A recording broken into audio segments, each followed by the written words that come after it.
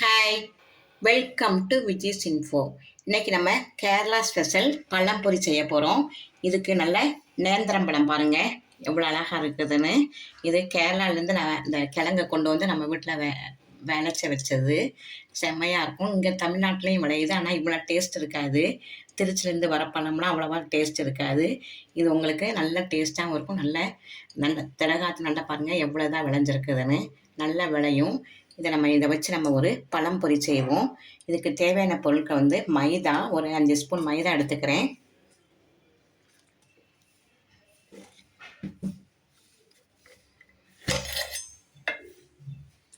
இதிலேயே ஒரு ஸ்பூன் அரிசி மாவு, பச்சரிசி மாவு சேர்த்துக்கிறேன். ரொம்ப சிம்பிளாக தான் இது செய்யறதுக்கு, ஆனால் டேஸ்ட் பயங்கரமாக இருக்கும். இதை நீங்கள் சாப்பிட்டு பார்த்தீங்கன்னா இந்த பழம் எங்கே கிடைச்சாலும் வாங்கி இதெல்லாம் செஞ்சு பழகுவீங்க.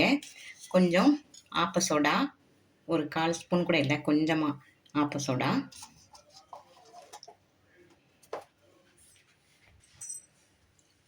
ஒரு பிஞ்சு உப்பு போட்டுக்குங்க.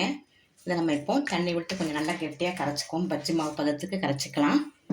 இப்போ நம்ம எல்லாத்தையும் நல்லா சேர்த்து கலந்துக்குவோம்.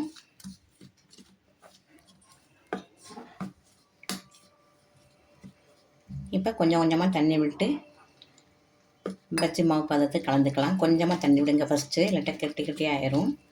கொஞ்சம் கொஞ்சமாக தண்ணி விட்டு கலந்துக்கலாம்.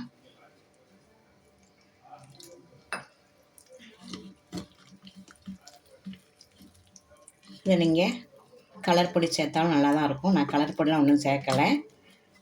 இல்லாட்டா மஞ்சள் கூட சேர்த்துக்கலாம். நான் எந்த கலரும் சேர்க்காம தான் பஜ்ஜி போட போகிறேன்.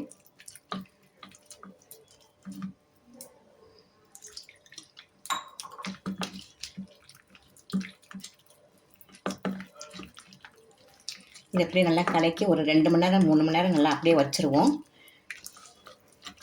இது நல்லா கலந்த பிறகு சர்க்கரை போடலாம். மாவு நல்லா கரைச்ச பிறகு நம்ம 2 ஸ்பூன் சர்க்கரை போட்டுடலாம். இது நல்லா கரையட்டும், ஒரு 2 மணி நேரம் அப்படியே ஊறட்டும். இப்படியே கூட சுடலாம் நீங்கள் உடனே, ஆனால் இந்த மாதிரி டேஸ்ட் வராது. 2 மணி நேரம் ஊறின பிறகு தான் நல்லா டேஸ்ட்டு கொடுக்கும். இது அப்படியே நமக்கு நல்லா கரைச்சிட்டு 2 மணி நேரம் வச்சிடலாம். பாருங்கள், பஜ்ஜி பதத்துக்கு நல்லா கலந்து ஒரு 2 மணி நேரம் நல்லா ஊறிடுச்சு பாருங்கள். இப்போ நம்ம இதை போட்டோம்னா நல்லா மேலே நல்லா மொறுன்னு நல்லாயிருக்கும், நல்லா கலர்ஃபுல்லாகவும் இருக்கும். இப்போ நம்ம இந்த பழத்தை கட் பண்ணுவோம். நேந்திரம் பழம் நல்லா நிறைய பழுத்திருந்தாலும் நல்லா தான் இருக்கும். நான் கொஞ்சம் சாதாவாக பழுத்த மாதிரி தான் எடுத்திருக்கேன். இப்போ நம்ம இதை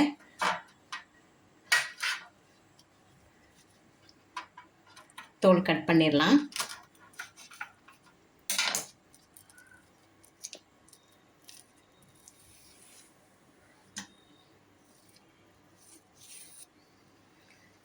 இதை அப்படியே போடலாம். இது பெரிய பழமாக இருக்கிறதுனால நான் கொஞ்சம் பாதியாக கட் பண்ணிடுறேன். 2ஆக கட் பண்ணுறேன்.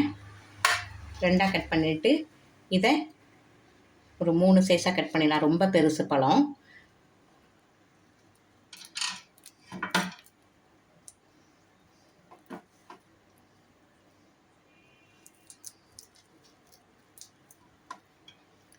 ஒரு பழத்தில் 6 வந்துருக்கு பாருங்கள்.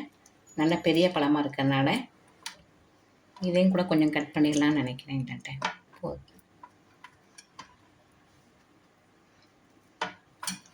இதையும் கூட கொஞ்சம் கட் பண்ணிடலாம்.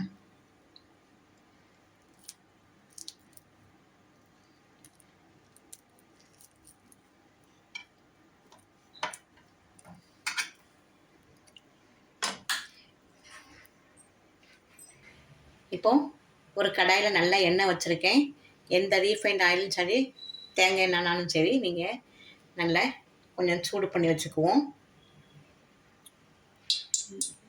நல்லா ஆயில் சுட்டுருச்சு. இப்போ நம்ம இந்த மாவில் டிப் பண்ணுவோம் வாழைப்பழத்தை.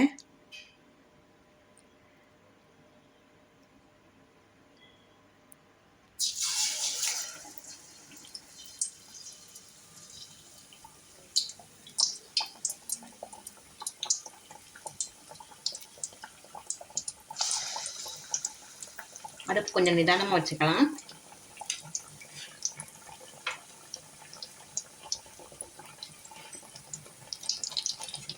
ஒரு 2 நிமிஷம் ஆனப்பறம் திருப்பி போடுங்க.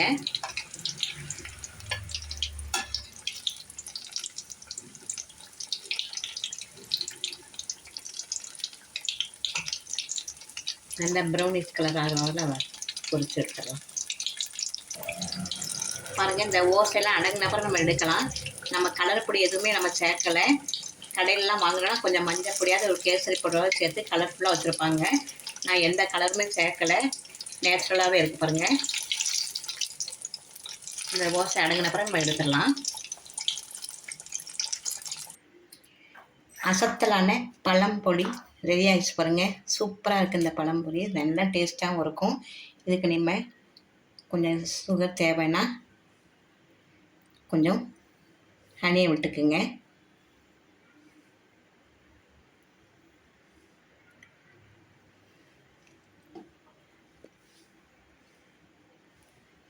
திருவுண கோகனட் கொஞ்சம் போட்டு அசத்தலான பழம்பொரி ரெடி ஆயிடுச்சு. நல்ல டேஸ்ட்டாக இருக்கும், நல்லாவும் இருக்கும், ஹெல்த்தும் நல்ல ஹெல்த்தியாக இருக்கும். உங்கள் வீட்டில் செஞ்சு அசத்துங்க. இந்த பழம் எங்கே கிடச்சாலும் நீங்கள் வாங்கி இந்த மாதிரி செஞ்சு பிள்ளைகளுக்கு பெரியவங்களுக்கு எல்லாம் கொடுத்து சாப்பிடுங்க. இந்த ரெசிபி உங்களுக்கு கட்டாயமாக பிடிச்சிருக்கும்.